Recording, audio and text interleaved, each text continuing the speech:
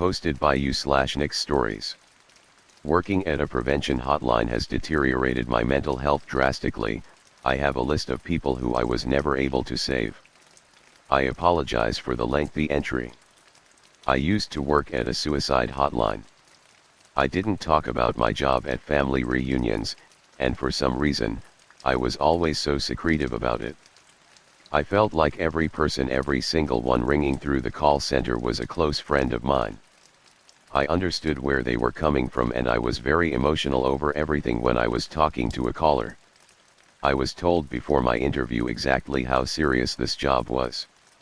There would be children, really young kids on the verge of giving up. There would be kids who feel like death is the only way out because they're poor, or not accepted in their family, or gay, or trans, or being bullied relentlessly.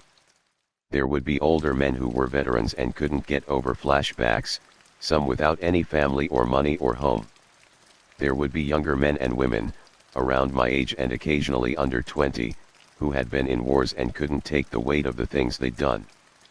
They usually had adoring families, children that barely knew their parents, or siblings who wanted to be just like them. Some of them gave me numbers to pass messages to. That broke me. Call this number, tell my wife and kids that I love them more than anything. That call I remembered in specific. It hit me more than anything ever had. I was trying to keep my composure on my side of the phone. I ended up saving him, but that one stuck with me.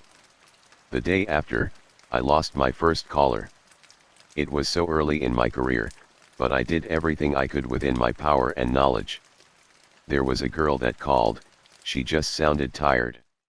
Unbelievably tired, as if her soul had nothing left in it. She was just drained. I remember that her name was Amber.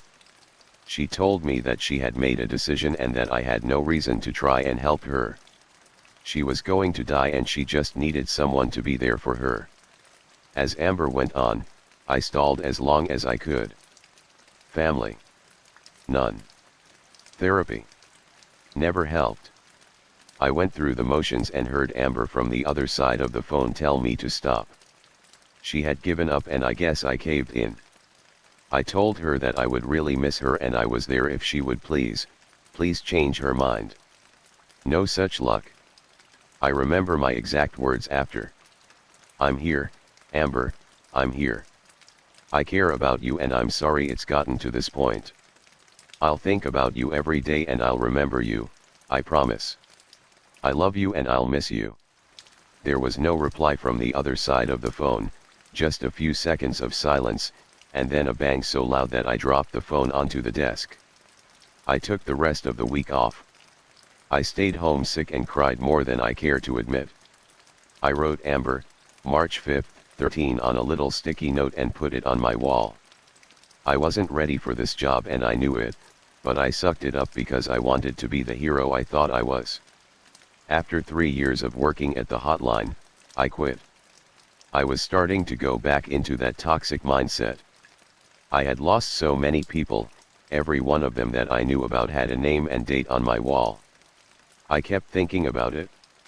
If I wasn't the hero, if I couldn't save everyone, what was I? What was I even there for? Why did I exist on an earth where I let down so many people? I was having graphic thoughts of my own death, then. Really violent dreams. That's when I quit. The only reason that I'm here is to write about my experiences as a hotline worker, maybe some other stories on the side. That's all. Posted by you/weary_of_me. Stabbed a kid in the back with scissors when I was 10. I was bullied a lot as a kid. The only way I ever knew how to handle it back then was to retaliate by screaming or doing something much worse to them instead. It doesn't excuse what I did, however. I did it with no thought and regretted it immediately. It was the last period of the day. Our subject was art and I was trying to draw, but the kid next to me kept grabbing my sketchbook. I went to the teacher 2 times and each time he would place it on my desk before I'd reach the teacher as if to pretend he never took it in the first place. I had enough eventually, and my first reaction was to grab a pair of scissors that were on my table and stab him in the back. He immediately cried and went to the teacher. The teacher had asked me what was wrong with me, and I plainly answered, "He took my book and wouldn't return it." I stepped back a bit and returned to my desk and noticed the crowd of students and the teacher looking at me in shock and disappointment. In the midst of it, I had regretted it immediately and was angry at myself for doing something so stupid. I'm not sure how bad he was hit, but it wasn't mentioned at all, and I was just told to pay for his punctured coat, which lessened the impact. I had lost all my friends and I was seen as a bad person, all because I couldn't control myself, which does sum up my childhood very well. I wish I could have actually apologized to him, but I realize I'll never see him again in my life. Posted by you/unknown traveler 101. I was a thief in Houston, and stole thousands of dollars for myself, as a result of being bullied while young. I am a male, 17, overweight, and plays games and browses the site.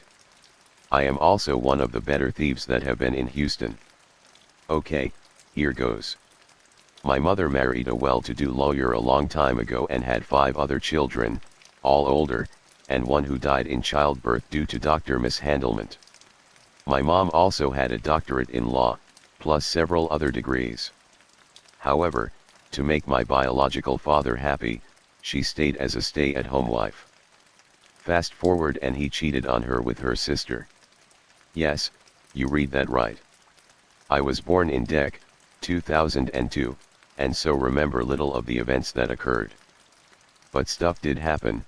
He almost caved in my brother's head with a bat, because he did not obey, and beat my older sister and left bruises on my back. Plus, buying guns finally convinced my mom to leave him. He liquidated all money from the accounts, and made my siblings struggle to get to college. A few years later, me, my mom, and my oldest sister were living in a decent, but not rich, barely middle-class house. My mom's lawyer backstabbed her and sold the house to a bastard named Latif. I lost everything in 4th grade, and still remembered seeing those brutes take my family belongings and throw it in a trailer to be sold. The cops there, who were protecting Latif and didn't care about my family, sealed a hatred I have for police to this day. I was almost killed previously, as when I was playing with a toy musket around my house, a lady called the cops about how I was gonna shoot up the neighborhood. They came with many cop cars, and if I had been there I would have been dead. Me and my mom were homeless for a year and a half, as she struggled and finally got a teaching job. I don't trust authority. When I could, I devoured books, and Walter Cronkite documentaries, and I was very highly intelligent. I mean, I literally read hundreds of books and about 100+ documentaries. Back to the topic.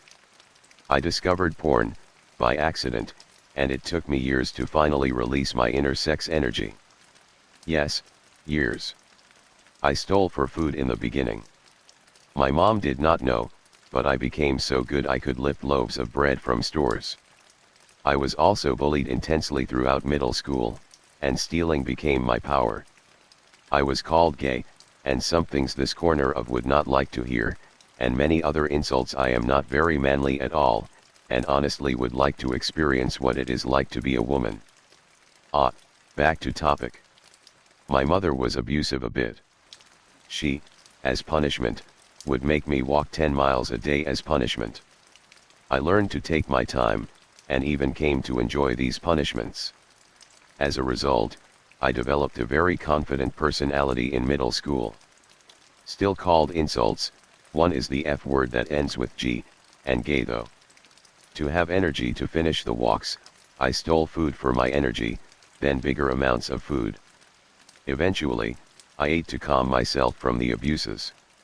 My mother has hit me once or twice, and I have shoved her right back. I was tired of being trampled on, and stood up for myself. I would explore the local JCC, I'm Catholic BTW, and would test the security measures and see what I could get away with. Turns out, a lot. My skills improved to the point where I could access the security building, steals whole carts from stores, and sneak into homes. I never used my abilities that much though, until my mother basically kicked me out on and off. I lived on the streets, and became an amazing thief. My highlight is stealing 2,500 from a heavily guarded store in a stupidly short amount of time without alerting cops. I was right there as they talked about it. At this point, I was confident, though overweight, and could steal practically anything that was not nailed. Cops chased me once, but that was a different deal. I escaped, and I can't count how many times I have trampled security guards. That ended though, and now I am up here with my army brother. I hate him.